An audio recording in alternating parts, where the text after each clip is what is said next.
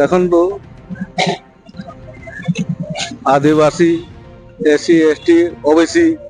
विरोधी कांग्रेस नेत्री सोनिया गांधी आउ नेता राहुल गांधी जे हिसाब मंतव्य देइछंती तांको मंतव्य से वापिस नौ आमर भारत देश महामहिम राष्ट्रपति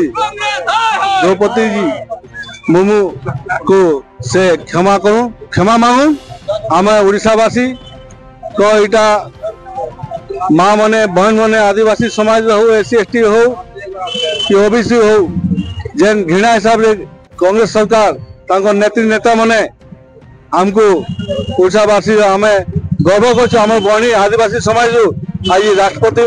महामहिम होती एवं आज ओडिशा रे आदिवासी समाज आम माननीय मुख्यमंत्री अच्छा सेटा को कांग्रेस सरकार कांग्रेस जेन अच्छा नेता माने सही नहीं पार्बा आम एटिकार भारत देश माँ बहन को से आम कांग्रेस को घोर निंदा करछु आगामी दिन कांग्रेस भारत सफा हो नीति धरची कांग्रेस सफा हो आगे पूरा 0 बाय 0 हो कांग्रेस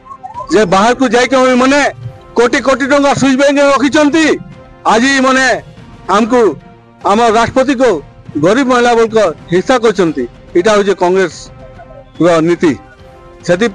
आम ओडिशावासी समस्ते आम घोर निंदा करछु कांग्रेस नेता मानू।